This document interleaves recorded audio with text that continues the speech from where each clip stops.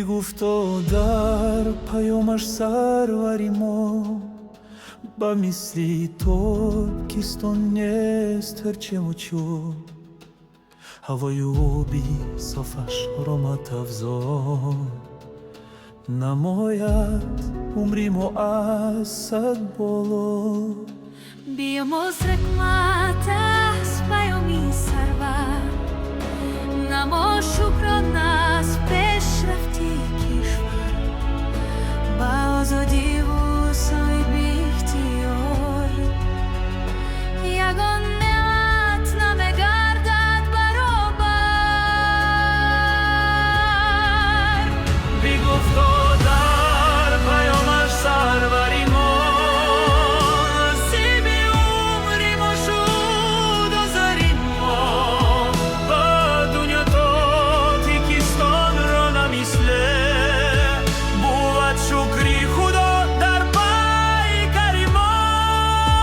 پیامی پیشوا بر اهل کشور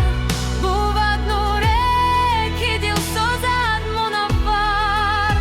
شود تبدیل وطن بر کشوری سبز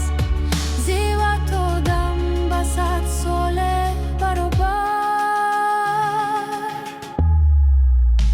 فدای چند کلامی پیشوایم با تأکید و مقامی پیشوایم چو گفتگوی ملت با شمره وفاداری سلامی پیشوایم نمود تاکید پیشوا در پیامش کی وریایه کی دارد زندگانی نسازد بر وطن هرگز خیانت اگر داری امیدی یا ویدونی